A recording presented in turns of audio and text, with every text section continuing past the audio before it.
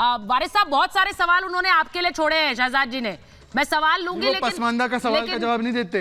अब आप इसे पसमानदा वर्सेस पठान कर दीजिए, वो नहीं देते। मैं एक बार आ रही हूँ वापस, लेकिन अश्विनी जी ये बार बार कहा जाता है, बहुत से लोग ये भी कह रहे हैं कि भाई देखिए डिबेट्स में ऐसी ऐसी चर्चाएं हो रही हैं कि मुसलमानों को हिंदू रीति रिवाज फॉलो करने पड़ जाएंगे।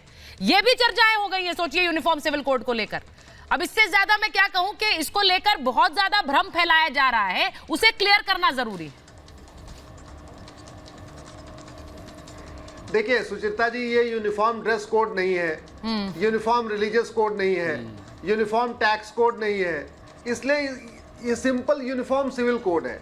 अब सिविल कोड में क्या होगा कि मेरी बेटी और ओवैसी साहब की बेटी को एक समान अधिकार हो जाएगा, हमारे बच्चे और ओवैसी साहब के बच्चों की शादी विवाह की मिनिमम एज एक समान हो जाएगी, हमारे बच्चों का और ओवैसी साहब के बच्चों का विरासत का एक समान अधिकार हो जाएगा, वसीयत का एक समान अधिकार हो जाएगा, एक पति एक पत्नी का नियम हम पे लागू होगा, ओवैसी साहब पे भी लागू होगा, हमारे दो हम पे भी लागू होगा, ओवैसी साहब पे भी लागू होगा, भरण पोषण का अधिकार हमारे बच्चों को मिलेगा, ओवैसी साहब के बच्चों को भी मिलेगा, तलाक हलाला मुता मिस्यार तहर्रुस ये बंद हो जाएगा और ग्राउंड्स ऑफ डिवोर्स कॉमन हो जाएगा, प्रोसीजर ऑफ डिवोर्स कॉमन हो जाएगा, गुजारा भत्ता हिंदू बेटी को भी मिलेगा, मुस्लिम बेटी को भी मिलेगा, बच्चा गोद लेने का अधिकार हिंदू बेटी को भी है, मुस्लिम बेटी को भी मिलेगा। तो मुझे लगता है कि इस पे अलग अलग तरीके से कंफ्यूज करना, क्योंकि यूसीसी के खिलाफ कोई तर्क नहीं है, इसलिए नया नया कुतर्क गढ़ा जा रहा है। नमाज वैसे ही होती रहेगी, 7 फेरे वैसे ही होंगे, अजान वैसे ही होगी,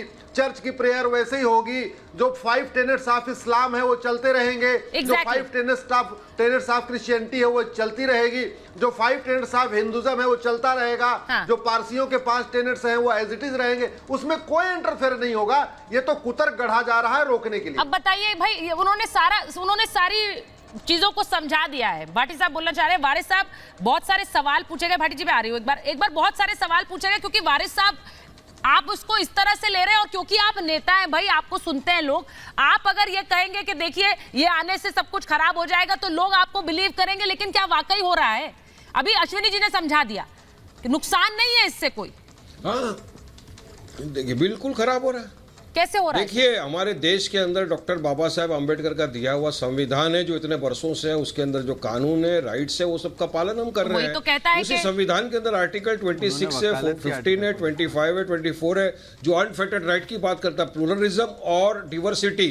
हमारा आर्टिकल जो 26 है उसका basic structure of the constitution है, उसको आप खारिज कर देंगे, हटा देंगे उसको। अभी उन्होंने आर्टिकल 44 की बात की, तो उसके अंदर मैं बताऊंगा ये लोग रोज देश के सामने मिस इंटरप्रेट कर रहे हैं उस आर्टिकल 44 को, देश को गुमराह कर रहे हैं। उसमें लिखा हुआ है शैल एंड वॉर, मतलब आप उसके ऊपर चर्चा कर सकते हैं। शैल मस्ट इंप्लीमेंट नहीं लिखा है उसमें कि आप मस्ट इंप्लीमेंट करिए। अगर मस्ट इंप्लीमेंट चर्चा कर सकते हैं और उस पर इंप्लीमेंट नहीं करना है, ये कह रहे हैं वारिस साहब। ये अच्छा, वारिस साहब तो खुद वकील हैं, वो कह रहे हैं चर्चा कर सकते हैं, इंप्लीमेंट नहीं कर सकते। मैं नहीं बोल, तो फिर चर्चा क्यों?